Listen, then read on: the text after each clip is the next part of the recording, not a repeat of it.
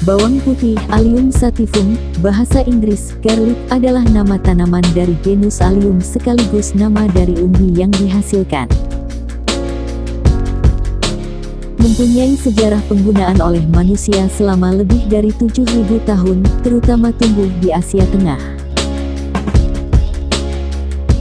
Dan sudah lama menjadi bahan makanan di daerah sekitar Laut Tengah, serta bumbu umum di Asia, Afrika, dan Eropa.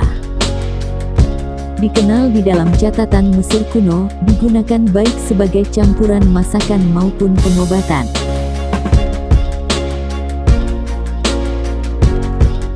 Umbi dari tanaman bawang putih merupakan bahan utama untuk bumbu dasar masakan Indonesia. Bawang mentah penuh dengan senyawa-senyawa sulfur, termasuk zat kimia yang disebut allium yang membuat bawang putih mentah terasa getir. Manfaat bawang putih. Bawang putih digunakan sebagai bumbu yang digunakan hampir di setiap makanan dan masakan Indonesia.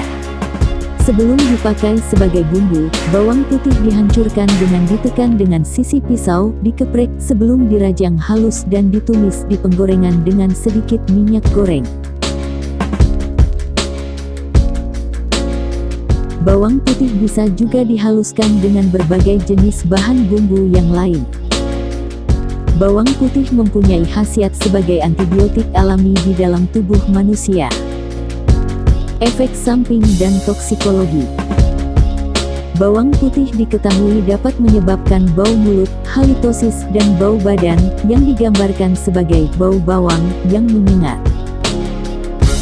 Hal ini disebabkan oleh alil metil sulfide, AMS.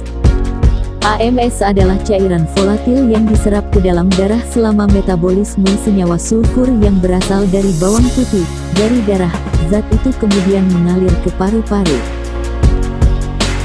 Zat ini juga terakumulasi di kulit, di mana ia dipancarkan melalui pori-pori kulit.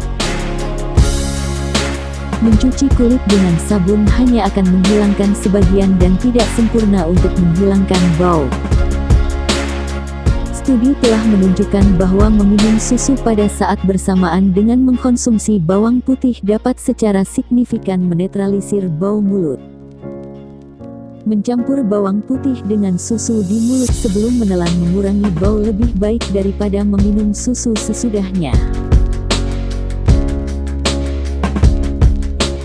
Air putih, jamur dan kemangi juga bisa mengurangi bau. Campuran lemak dan air yang ditemukan dalam susu, bagaimanapun, adalah yang paling efektif. Lipatan, hijau dan kering di bagian tengah siung bawang putih biasanya lebih berbau tajam. Senyawa belerang alicin, yang dihasilkan saat bawang putih segar dihancurkan atau dikunyah juga menghasilkan senyawa belerang lainnya, ajun, alil polysulfides, dan vinyldithien. Bawang putih tua mengandung sedikit alicin, namun mungkin memiliki beberapa zat aktif karena adanya S-alilcysteine.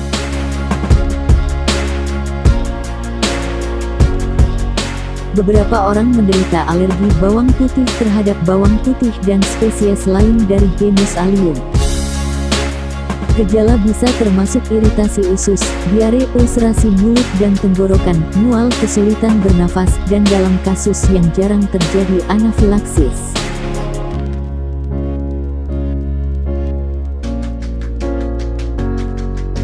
Pasien sensitif bawang putih menunjukkan tes positif terhadap disulfida, alil propil disulfide, alil mercaptan dan alicin, yang semuanya ada pada bawang putih.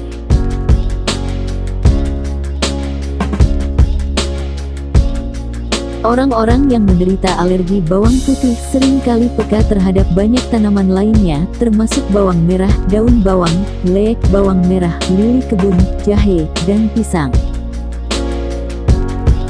Beberapa laporan luka bakar serius akibat penggunaan bawang putih topikal untuk berbagai keperluan, termasuk penggunaan naturopati dan perawatan jerawat, menunjukkan bahwa penggunaan bawang putih harus dilakukan dengan hati-hati. Biasanya dengan menguji area kecil kulit menggunakan sedikit konsentrasi bawang putih. Atas dasar banyaknya laporan tentang luka bakar tersebut, termasuk luka bakar pada anak-anak, penggunaan bawang putih mentah-mentah, serta pengisipan bawang putih mentah ke dalam rongga tubuh tidak dianjurkan. Secara khusus, aplikasi topikal bawang putih mentah untuk anak kecil tidak dianjurkan.